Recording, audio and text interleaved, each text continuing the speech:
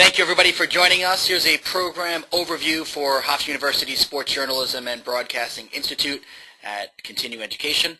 What do you?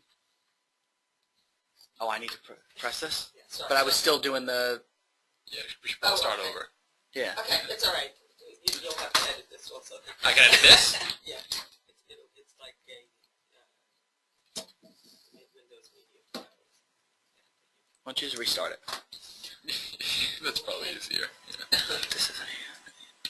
How does it move? I have to give you... Okay. Turn this over. Okay. It's these arrows, right? To move? Yeah. Okay. But if I'm on here... Okay. Yeah, don't you want... I mean, before you press record, aren't I saying, like, hello? Thank you, everybody, for joining us for this program overview for Hofstra University Sports Journalism and Broadcasting Institute in the Continuing Education Department at Hofstra. I am the program coordinator, Keith Irizarry. Do we have to do this again now? Why did that just do that? I pressed it once. I'm too strong. That's it. Hey everyone, thank you for joining us. This is the program overview for Hofstra University's Sports Journalism and Broadcasting Institute at the Continuing Education Department of Hofstra. I am the program coordinator. My name is Keith Irizarry, a 2002 graduate of Hofstra.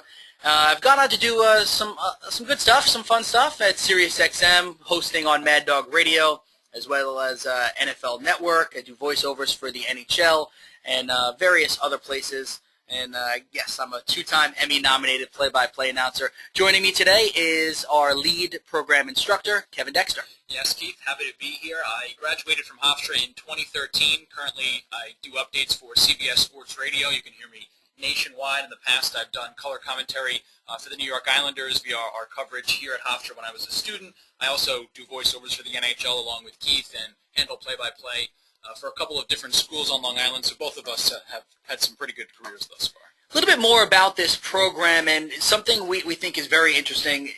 Journalism just continues to grow, and in order to grow with it, you need to have all the fundamentals, including being able to research topics, having interviewing skills, Yep. and public speaking. Well, public speaking is something that a lot of people get very afraid of. Standing in front of 10 or 15 other people in one room is something that can be kind of frightening, and this is a program that indirectly will help you with that and help you get more comfortable with yourself and speaking to other people in just everyday situations as well as in journalism. We're going to help you with answering questions, your television presence, and so much more. Something we're so excited about is our new pre-collegiate non-credit sports journalism certificate program for teens from the ages of 12 to 18 years old.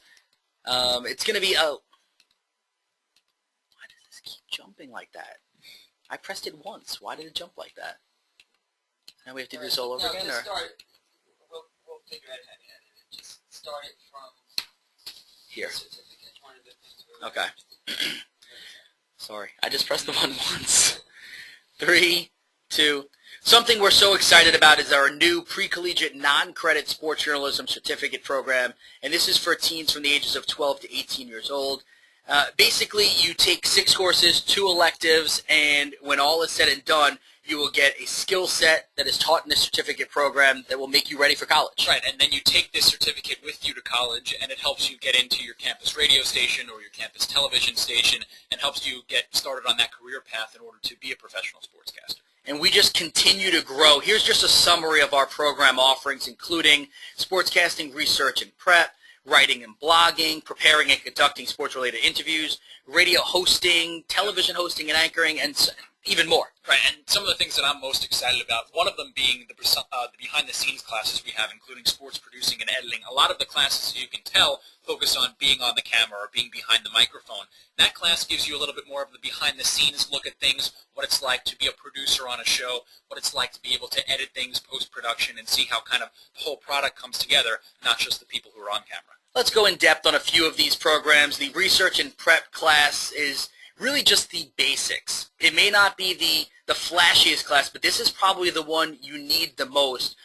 Things that we'll teach you include, how to search websites, how to build charts for your sports broadcasts, information sheets, and even just as simple as conducting a phone interview. Right, it's so important because you might sit there and listen to a broadcast and say, oh, how do they know all that information? Is that on the top of their head? We'll teach you how you go about researching that information and how you put it in a usable form when it comes time to do that broadcast. And then also, moving on to one of the other classes that we're very excited about is sports writing and blogging. As you know, the world today is just so defined by social media, posts on Twitter, Facebook, blogs, and this will give you the skill sets in order to be able to go out and write your own blogs, organizing your own stories, using certain websites that are more reliable than others, and give you those basic skills. And Kevin, there are so many arts to hone your craft in preparing and conducting a sports-related interview. Simple things like what constitutes a good question. Right. How are you going to organize your notes? And even just something that you don't realize, what about a follow-up question? You need to know what to ask after your previous question. Right, and it's important to be listening to your interviewer's answer and not just be focusing on what your next question is. The next class is sports radio hosting. A lot of people I know think that they can just step right in and host a sports talk radio show and don't know as much as what goes into it.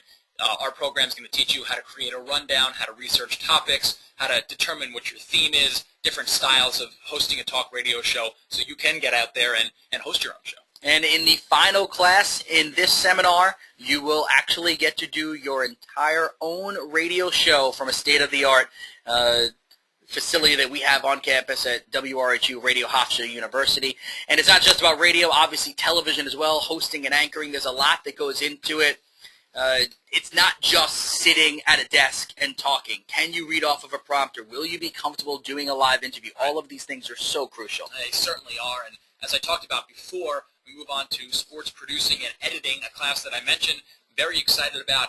We talked a lot about being on camera, being behind the microphone, but there's a lot more that goes on behind the scenes. And in this class, we'll teach you how to produce your own segment, how to edit highlights, how to produce a radio package, and much, much more. That if you want to be in sports but you don't think being on camera is right for you, this class will give you that foundation. You ever watch a sideline reporter or some sort of reporter and just wonder how they came up with the questions or why they're asking what they are? We're going to help you with that.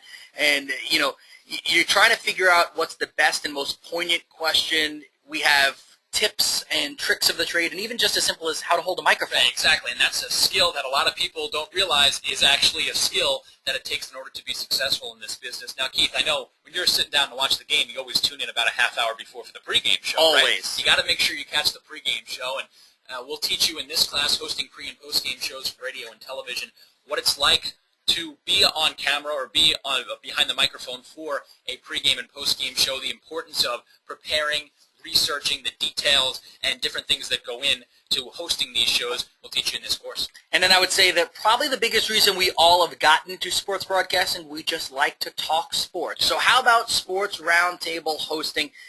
Not just being the host, but also being a panelist. We're going to actually teach you how to not just have a discussion, but an intelligent sports discussion. Right, and that's very important because you see a lot of shows these days where it's just mindless banter back and forth. This will teach you how to be a debater and be able to do it effectively. Moving on to a class that I know we are both very excited about is sports play-by-play for TV and radio. Both of us have done a lot of play-by-play in the industry before, and a lot of people dream of being the next Mike Breen or Marv Albert and being the play-by-play voice for whether it's a national broadcast or a local broadcast. And it's a lot different for both television and radio, and there's a lot of different sports that have their own unique styles. And in this class, we'll teach you about basketball, football, hockey, lacrosse, soccer, baseball, whatever sport you want to know how to call, we'll give you the basic skills to do so. And then we're going to take 1 week, Sportscasting 101. We're going to take everything that you may have learned in your previous classes and give you even more for 1 entire week, writing for television and radio, blogging, social media, interviewing as a reporter or a host. So much roundtable discussions, handling pre- and post-game shows. But that's not all. How about, do you think you know sports? I think I know sports. Well, maybe you do, maybe you don't.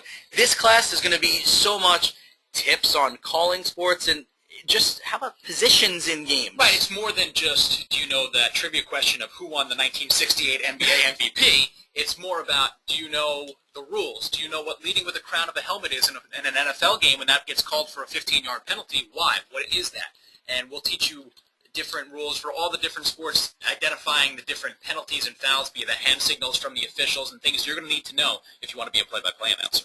And again, more fundamentals in sportscasting fundamentals, learning more how to read from a prompter, play-by-play, and you get to leave with a demo. So you're going to be able to share what you did on camera or on the radio with your family, your friends, your boyfriend, your girlfriend, whoever it may be. Well, the staple camp that we've run for the last 16 years here at Hofstra University Continuing Education is the Introduction to Sportscasting for Teens. It runs over the summer, and in this camp, you get hands-on experience for 1 week, in-depth critiques of your work, and you get basically a package together of everything we've already talked about in this 1 week camp. You learn how to write, you learn how to report for television, radio, play-by-play, color commentary, anchoring, interviewing, how to conduct yourself in a press conference, and much, much more. And I can tell you this, it's all about camaraderie as well. There have been many students that have come through the Introduction to Sportscasting for Teens that have gone on to become very good friends, that have gone on to go to college together as well.